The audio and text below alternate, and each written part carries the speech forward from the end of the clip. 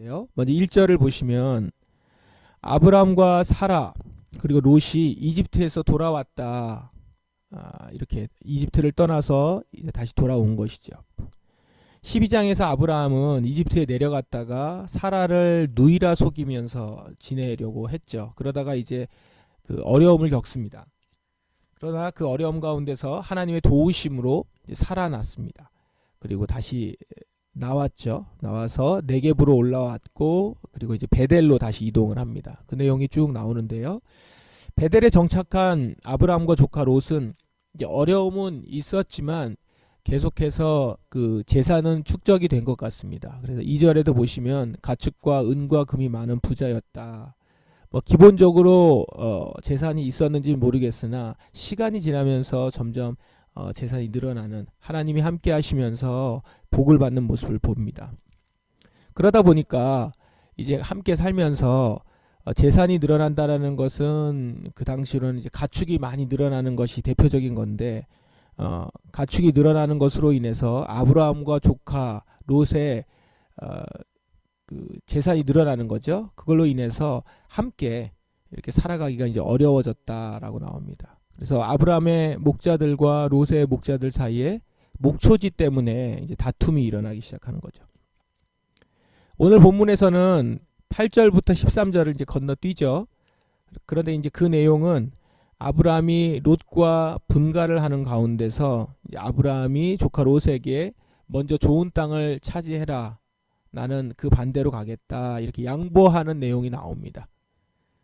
그리고 이제 다시 14절로 가는데 14절에 보면 하나님이 아브라함에게 이제 나타나시는 장면입니다. 나타나셔서 이제 롯에게서 분가를 하고 롯과 이렇게 분가를 한 가운데서 하나님이 아브라함을 축복해 주시는 내용이죠. 사실은 롯이 좋은 땅을 차지했거든요. 아브라함은 그거보다도 좋지 않은 땅일 수 있는데 그곳에서 하나님은 아브라함을 축복해 주시겠다. 그 내용이 14절부터 17절까지 쭉 나옵니다. 그 내용은 이런 거죠. 네가 보는 땅을 내가 다 주겠다. 그리고 자손도 땅에 티끌만큼 많게 해주겠다. 이렇게 이제 약속을 합니다.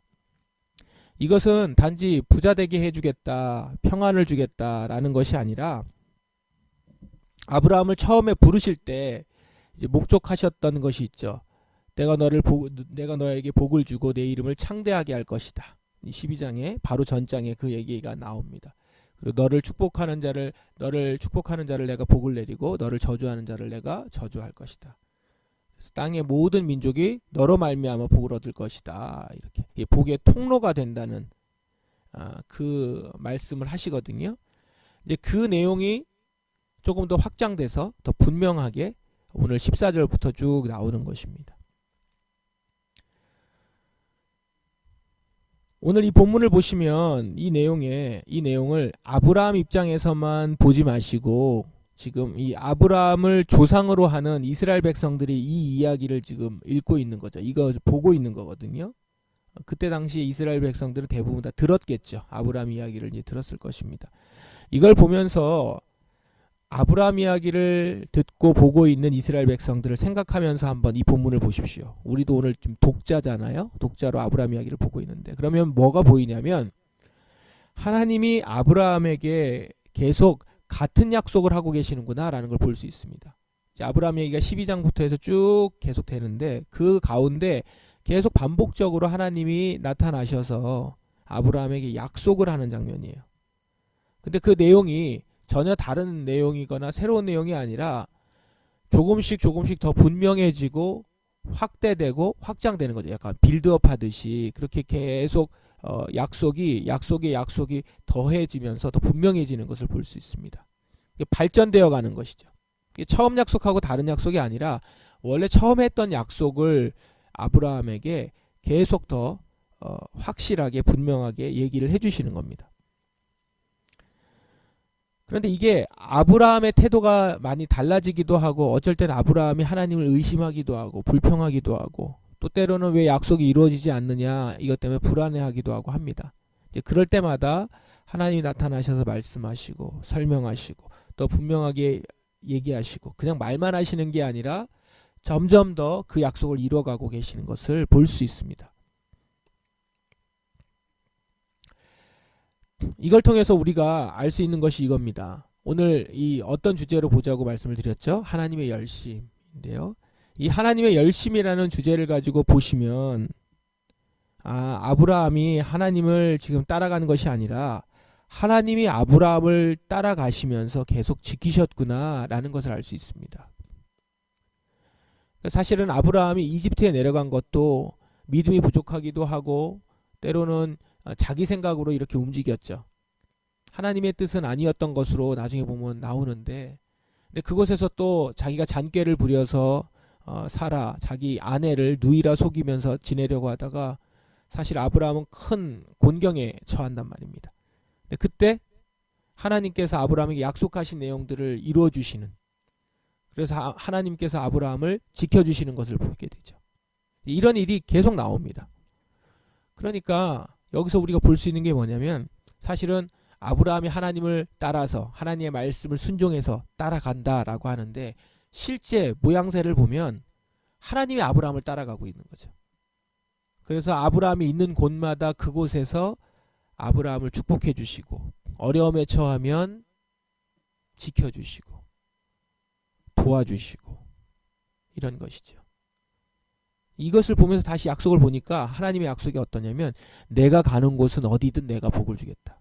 오늘 말씀도 그런 것 아닙니까? 네가 가는 곳은 내가 복을 주겠다는 거예요. 내가 너의 가는 곳마다 같이 다니며 약속을 지키시겠다라는 것입니다. 하나님의 열심. 하나님께서 아브라함에게 약속을 지키시겠다고 하신 것을 반드시 지키신 신실하신 하나님을 볼 수 있죠. 그 일을 하는 데 있어서 지체하지 않으시고 또한 포기하지 않으시고 끝까지 하시는 거죠. 그런 의미에서 오늘 창세기에 있는 이 아브라함 이야기는 하나님이 당신의 자녀를 사랑하시고 그 사랑은 약속하신 것을 끝까지 신실하게 지키고 계시는 하나님이시다. 바로 하나님 아버지의 열심, 하나님 아버지의 신실하심에 대한 이야기입니다. 그렇게 하나님은 아브라함이 지키시는 나의 자녀다라는 것들을 보여주시면서 그 아브라함 이야기를 읽고 있는 이스라엘이나 오늘 우리에게도 동일하게 말씀하시는 것이죠.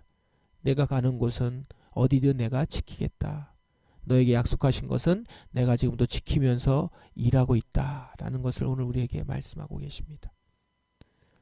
그 말씀을 들으시면서 보시면서 오늘 주님 앞에 여러분의 마음을 드러내고 또한 그 하나님 아버지께 말씀하시는 이 시간이 되면 좋겠습니다.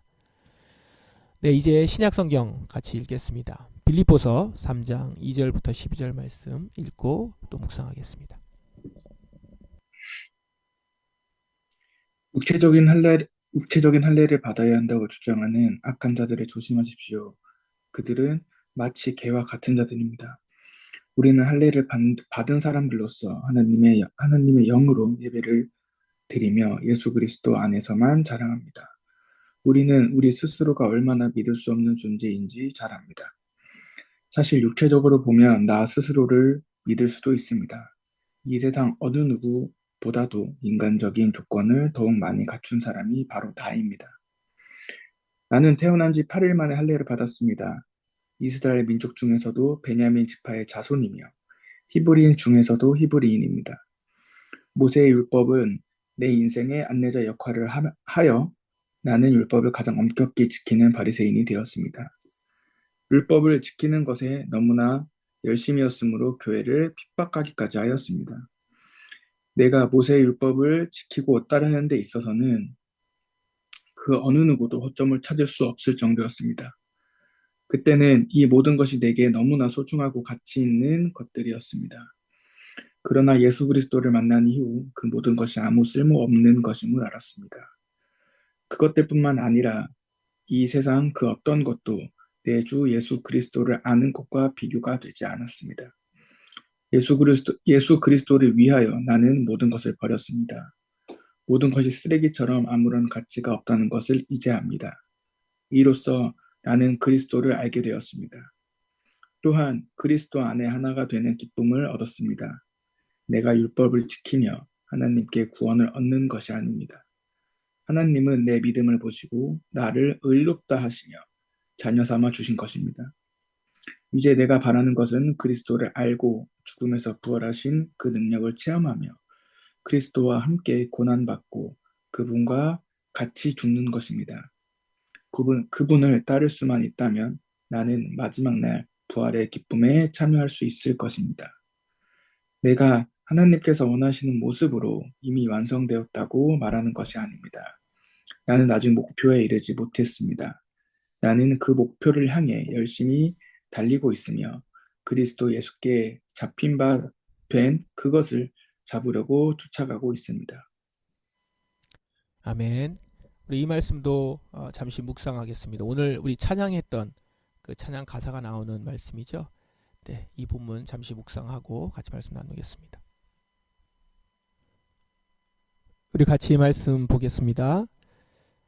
오늘 빌립보서 말씀입니다. 사도 바울이 빌립보 교인들에게 편지한 내용이죠. 바울은 지금 오늘 본문부터 보시면 빌립보 교인들에게 경고를 하죠. 경계하라라고 하는 경고를 합니다. 무엇에 대한 것이냐면 유대교의 풍습, 할례로 대표되는 유대교의 풍습을 강요하는 이 복음의 대적들에 대해서 경고합니다.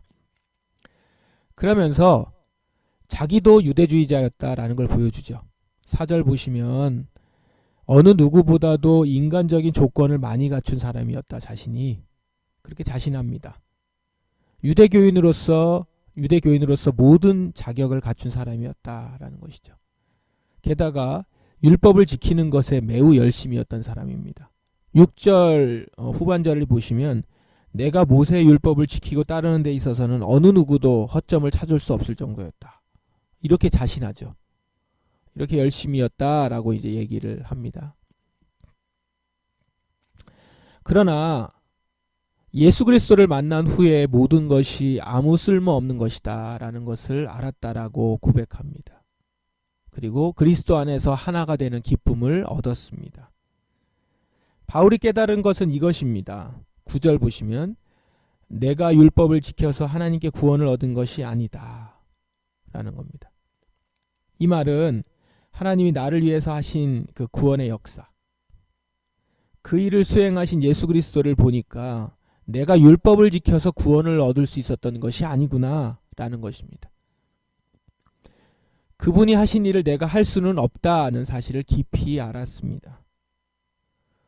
나는 본질상 죄인이기 때문에 구원을 얻을 일을 할 수 없을 뿐더러 예수 그리스도가 하신 일은 너무나 커서 그 일을 내가 할 수 없다라는 것이죠. 그러니 바울 자신으로서 내가 할 수 있는 일은 그저 믿는 일이다. 그저 그것으로 나는 의롭다함을 얻고 자녀가 되는 것이었다라는 겁니다. 예수 그리스도께서 행하신 그 일, 이 일까지 하나님이 행하신 열심히 있는 구원의 역사, 이것을 믿은 것이죠. 하나님께서 계획하시고 약속하신 일을 예수 그리스도께서 수행하시고, 오늘 여기에는 분명히 나와 있지는 않지만 성령 하나님께서 지금 우리에게 임재하셔서 오늘도 구원을 이루어 가신다라는 것을 사도 바울은 이 비밀을 알고 우리에게 지금 전하고 있는 것이죠. 그리고 이제 주 안에서 바울은 새로운 열심이 생긴 거죠. 바로 그리스도께서 하신 일을 알고 그 부활의 능력을 체험하면서 그리스도와 함께 고난받고 그리스도와 같이 죽는 것.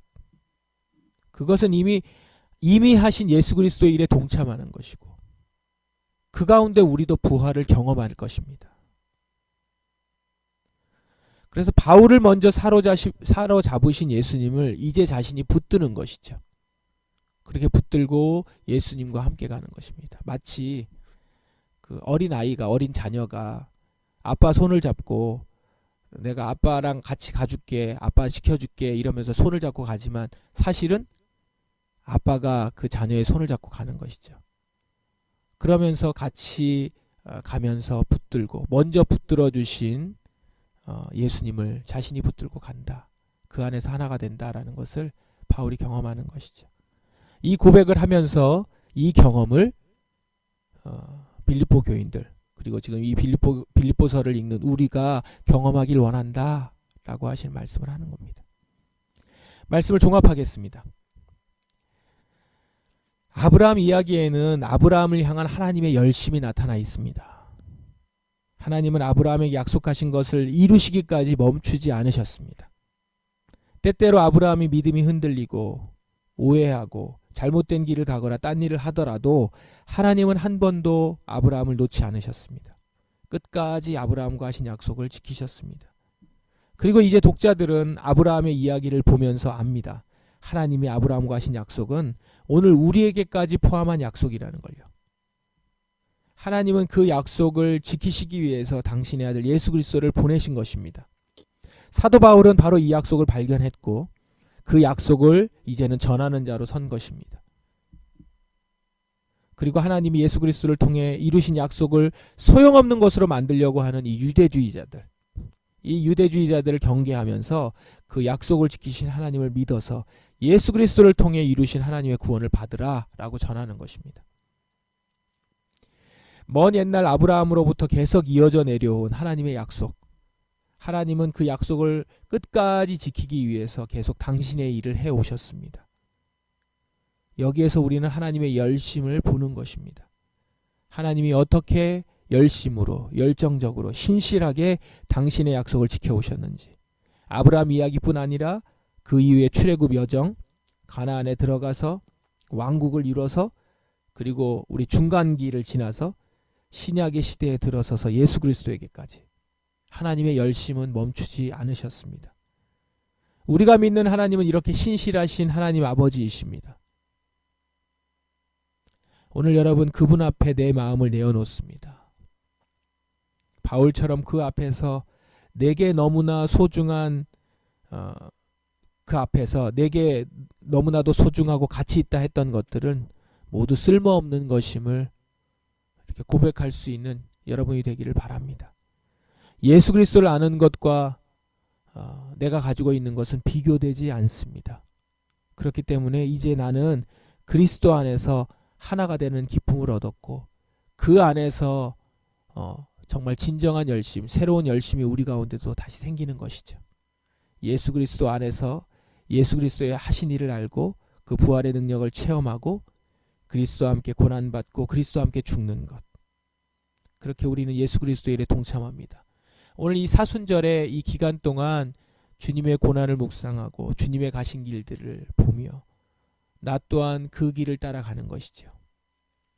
주님께서 먼저 나를 사로잡으셨고 이제 나도 예수님을 붙드는 것입니다.